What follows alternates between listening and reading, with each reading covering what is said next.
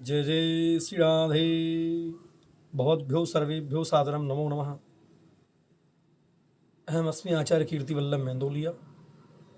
आप सबका अभिनंदन स्वागत करता हूँ इस YouTube के चैनल पर वेदांग भक्ति रसायनम की इस ज्योतिषीय चर्चा में। मित्रों, ग्रहा राज्यम प्रयच्छन्ति ग्रहा राज्यम हरन्ति च ग्रहास्तु व्यापितं सर्वं त्रिलोक्ये सचराचरम्। संपूर्ण विश्व ब्रह्मांड ग्रहों के द्वारा चल रहा है, ग्रहों में व्याप्त है। ग्रहों के द्वारा ही राज्य प्राप्त होता है, नौकरी मिलती है, नौकरी चली जाती है, और ग्रहों के द्वारा ही ये सारा जीव जगत चल रहा है। अनंत सेल हैं इस शरीर के अंदर, जिनको हम ऊतक कहते हैं, डेड सेल भी हैं। हम भगवान सूर्य की उपासना करते हैं, चंद्रमा को अर्घ्य देते हैं, पूर्णिमा का व्रत करते हैं। हम विभिन्न ग्रहों के दान करते हैं, उनके उपाय करते हैं। शास्त्र के परिप्रेक्ष्य में और आज के विज्ञान के युग में प्रश्न उठता है कि ग्रहों का जीवन पर सत्यमेव प्रभाव पड़ता है। बिल्कुल। जर्मनी की प्रसिद्ध रसायन शास्त्री एक वैज्ञानिक हुए, डॉक्टर गियारडी ने 1950 में अपनी प्रयोगशाला में सिद्ध किया कि समूचा जो ब्रह्मांड है, यूनिवर्स है, एक जीवंत रसायन है। इस ब्रह्मांड रसायन में कॉस्मिक जो केमिस्ट्री है, इससे उन्होंने सिद्ध किया कि पूरा जगत एक एटॉमिक एनर्जी से चल रहा है, एक ऑर्गेनिक एनर्जी है। और जिस एनर्जी के माध्यम से ब्रह्मांड में जो ग्रह हैं जो गोचर कर रहे हैं, उनकी गति, स्थिति, क्रिया आदि का प्रभाव प्रत्येक वस्तु पर पड़ता है। कुएं में यदि एक छोटा सा कंकड़ फेंके तो तल के नीचे हलचल होती है। जब वो कंकड़ वहाँ पहुँचता है, समस्त जल जो है आंदोलित हो उठता है। समुद्र में ज्वार और भाटा उत्पन्न हो जाता है चंद्रमा की रश्मियों से। तो सूर्य पर प्रत्येक 12-11 वर्ष के बाद क्या होता है, एक आणविक विस्फोट, यानी कि काले धब्बे उसमें दिखाई देते हैं, जिसके परिणाम स्वरूप बीमारियां उत्पन्न होती है। जैसे सूर्य ग्रहण इस काल में हमने देखा 26 दिसंबर 2019 में मूल नक्षत्र में ग्रहण लगा। 5 से 6 ग्रह एक राशि में आ गए थे, और जुलाई मास में भी 2 ग्रहण थे, और इस 2020 में भी ग्रहण हमें प्राप्त हुआ, सूर्य ग्रहण। मित्रों, समुद्र में ज्वार भाटा उत्पन्न हो जाता है। सूर्य जो है आत्मा है, सूर्य आत्मा जगस्तस्तुकश्च। सूर्य के जल में 65% जो है वो खारापन है। इसी प्रकार हमारे शरीर में, शरीर के रूप में, शरीर में जो रक्त है, और इस रक्त को चंद्रमा, यानी कि हृदय तक ये रक्त पहुंचता है धमनियों के द्वारा। तो चंद्रमा को हार्ट बताया, दिल बताया, मन बताया। सूर्य आत्मा है। किस प्रकार से सूर्य और चंद्रमा, सूर्य के द्वारा चंद्रमा प्रकाशित हो रहा है। विज्ञानवादियों का भी मानना है कि पदार्थ की रचना का आधार बिंदु क्या है, परमाणु है, और परमाणु की ईंटों को जोड़कर पदार्थ का विशाल भवन निर्मित होता है। परमाणु के मध्य में घन विद्युत केंद्र है, बिंदु है, उसका व्यास 1 इंच का 90 लाखवां भाग है। यानी परमाणु के जीवन का सार इसी केंद्र में बसता है, इस शरीर में बसता है। तो सूक्ष्माति सूक्ष्म विद्युत जो कण हैं, इसके चारों ओर चक्कर लगाते हैं। सूक्ष्माति सूक्ष्म विद्युत कण चक्कर लगाते हैं। यानी केंद्र जो सूर्य है, सूर्य के आसपास सारे ग्रह सौर परिवार में, हम सौर परिवार को देखते हैं। तो इसी स्वरूप का, यूनिवर्स का जो स्वरूप है, यत पिंडे तत ब्रह्मांडे, जो इस यूनिवर्स में है मित्रों, वही इस शरीर में है। वो आकाश गंगा हो, रक्तकर्णिका हो, वो हमारे जितने भी ग्रह नक्षत्र हैं। सूर्य हमारा आत्मा है, चंद्रमा मन है, बुध हमारी वाणी है, बृहस्पति हमारा आत्मज्ञान है, धर्म ज्ञान है, विवेक है, बुद्धि है, शिक्षा है, शुक्र हमारी लग्जरी लाइफ है, सुख संतान है, स्त्री है, शनि हमारा दुख भी है, कष्ट भी है। राहु और केतु एक प्रकार के संपात बिंदु हैं, लेकिन इनका भी प्रभाव होता है, ये छाया ग्रह होते हैं। इनका विशद वर्णन ज्योतिष में किया गया है। मित्रों, पृथ्वी अपनी धुरी पर लगभग 24 घंटे में 23 घंटा 56 मिनट अपना परिभ्रमण करके 365 दिन लगभग एक दिनों में 365 दिनों में सूर्य एक चक्कर लगाती है।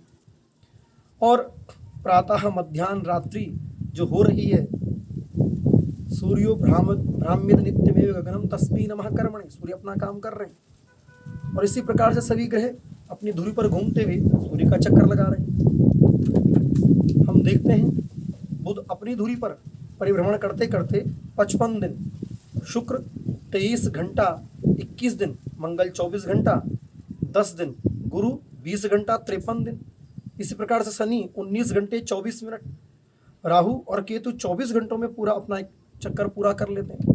सूर्य की परिक्रमा करते करते राशि की कक्षा में रहते हुए बुध को 88 दिन, शुक्र को लगभग 224 दिन जो है लग जाते हैं, बृहस्पति को 12 माह और 23 दिन, मंगल को लगभग 687 दिन का समय लगता है, शनि को 29 माह 15 दिन का समय लग जाता है, राहु 18 महीने केतु भ्रमण करते हैं। इस प्रकार से ज्योतिष में नवग्रहों का स्वरूप हमें प्राप्त होता है। मित्रों, ज्योतिष में कई प्रकार के योग हैं और कई प्रकार के दोष भी हमें प्राप्त होते हैं कुंडलियों में। मृतवत्सा दोष है, पाप कर्तवी है, विष योग है, गुरु चांडाल दोष है। इसी प्रकार से हमारे यहाँ एक काल सर्प दोष भी है। बहुत अधिक भयभीत मत होइए, लेकिन काल सर्प दोष, ये ज्योतिष में 12 राशियाँ हैं, 12 ही लग्न हैं। इनके आधार पर विविध योगों के आधार पर कुल मिला करके 228 प्रकार के सर्प दोष निर्मित होते हैं। अनंत नामक काल सर्प योग बनता है। हम काल सर्प योग की चर्चा करें इससे पूर्व, राहु केतु मध्य सप्तक ग्रह तस्य योग काल सर्प संज्ञ का, राहु केतु के बीच में सब ग्रह आ जाते हैं, इसको छाया ग्रह भी कहते हैं, राहु और केतु। तो ये 7 प्रकार से काल सर्प दोष 12 प्रकार के मुख्य बनते हैं। अनंत नामक काल सर्प योग है, लग्न से सप्तम भाव तक अनंत नामक काल सर्प योग, जिसके कारण से मानसिक अशांति, जीवन में अस्थिरता, स्वास्थ्य की समस्याएं और जातक को आगे बढ़ने के लिए बड़ी समस्याएं आती है। ऐसा व्यक्ति मानसिक रूप से हमेशा कष्ट में रहता है। अनंत नामक काल सर्प योग। दूसरा हमारे यहाँ कुलिक नामक काल सर्प योग बनता है, द्वितीय स्थान से लेकर अष्टम भाव पर्यंत। इससे जातक का स्वास्थ्य भी, आर्थिक स्थिति को लेकर के बहुत संघर्ष जीवन में करना पड़ता है। मित्रों, कलह की स्थिति बनी रहती है परिवार में, कुटुंब में, क्योंकि द्वितीय भाव कुटुंब का भी है। तृतीय भाव से हम देखें तो पराक्रम, वासुकी नामक काल सर्प योग बनता है। तृतीय से नवम तक परिवार में भाइयों के साथ विरोध हो जाता है, मनमुटाव की स्थिति, मित्रों से धोखा प्राप्त होता है, भाग्य की प्रतिकूलता, व्यवसाय और नौकरी में झंझट। संकपाल नामक काल सर्प योग बनता है 4थे भाव से लेकर 10वें भाव तक। तो व्यवसाय में रुकावट, नौकरी में समस्या और परिवार में सुख की कमी आती है, दिवालिया होने तक की स्थितियां बन जाती है। पंचम भाव से पद्म नामक काल सर्प योग बनता है, पंचम से एकादश तक। पुत्र संतान की में विलंब होता है, मिसकैरेज बहुत होते हैं। राहु पंचम भाव में बैठ जाए मंगल के साथ, तो ये बड़ा अशुभ योग माना जाता है। ऐसी स्थिति में शिक्षा में बड़ी समस्या आती है। सट्टा, लॉटरी, जुआ इत्यादि कई प्रकार इसमें व्यक्ति अपना सर्वस्व स्वाहा कर देता है, धोखा मिलता है। महापद्म नामक काल सर्प योग बनता है 6ठे स्थान से 12वें भाव तक, और इसमें पति पत्नी में विछोह की स्थिति, तलाक की स्थिति बन जाती है, न्यायालय विवाद हो जाता है और आत्मबल निराशा की भावना मन में आती है। शत्रु जो है षड्यंत्र करते हैं। सप्तम भाव यानी से लग्न तक ये बनता है तक्षक नामक काल सर्प योग। सर्वाधिक इसका प्रभाव वैवाहिक जीवन पर होता है, संपत्ति पर भी इसका प्रभाव पड़ता है और मृत्युतुल्य कष्ट मिलता है, बार बार एक्सीडेंट हो जाना और पदोन्नति में निरंतर अवरोध पैदा होना, मानसिक परेशानी पीछा नहीं छोड़ती। कर्कोटक नामक काल सर्प योग है, अष्टम भाव से द्वितीय भाव तक बनता है। जातक को रोग, दुर्घटना, वाहन दुर्घटनाएं, अनेक प्रकार की भूत बाधाएं, प्रेत बाधाएं, जादू टोना, इस प्रकार की समस्याओं में कई लोग घिर जाते हैं। शल्य क्रिया, जहर का प्रकोप ये देखने में मिलता है। अकाल मृत्यु का भय बना रहता है।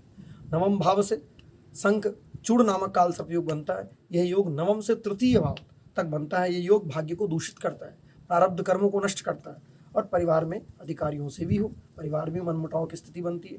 फलतः शासन कार्य में अवरोध पैदा होता है।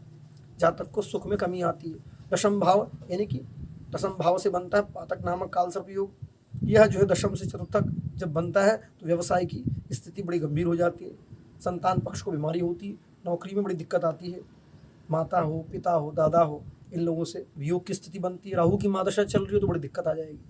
ऐसे में उपचार की भी हम बात करेंगे एक अगले एपिसोड में। 11वां जो है काल सर्प योग बनता है विषधर नामक काल सर्प योग। राहु केतु के बीच में जब सभी ग्रह आ जाते हैं तो ऐसे में नेत्र पीड़ा और हृदय रोग, बंधु विरोध एवं जन्मस्थान से दूर रहना, परिवार का सुखी न मिलना, शेष नाग नामक काल सर्प योग ये 12वें भाव से और छठे भाव तक बनेगा। गुप्त शत्रु, गुप्त रोग ऐसे व्यक्ति को निरंतर परेशान करते हैं और इसके साथ साथ बदनामी का भय बना रहता है। मित्रों, शल्य क्रिया करवानी पड़ती है, ऑपरेशन, कोर्ट कचहरी की स्थिति इस योग में बन जाती है। बड़ी समस्या है। काल सर्प दोष के जो लक्षण हैं,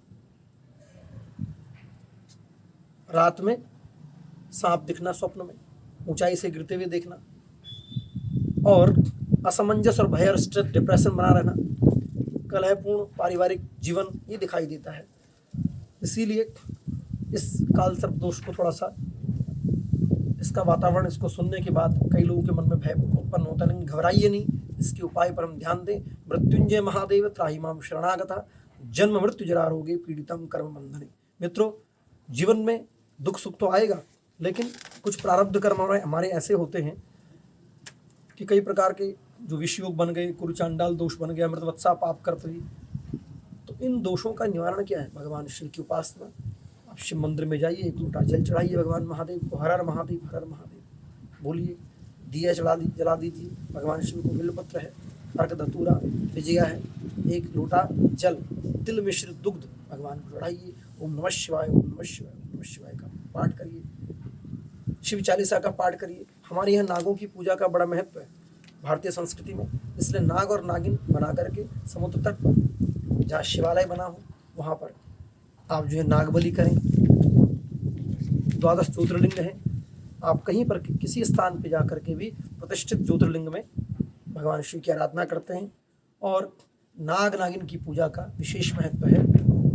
श्रावण मास में माघ के महीने शिव की पूजा होती है और शिवरात्रि पर भगवान आपकी रक्षा करें। आप सुखी रहें, आनंदित रहें। एक नई चर्चा के साथ पुनः आपसे भेंट करेंगे। वेदांग भक्ति रसायनम के इस यूट्यूब चैनल को आप शेयर करें, लाइक करें। आपका दिन मंगलमय हो, यही आशा करता हूँ।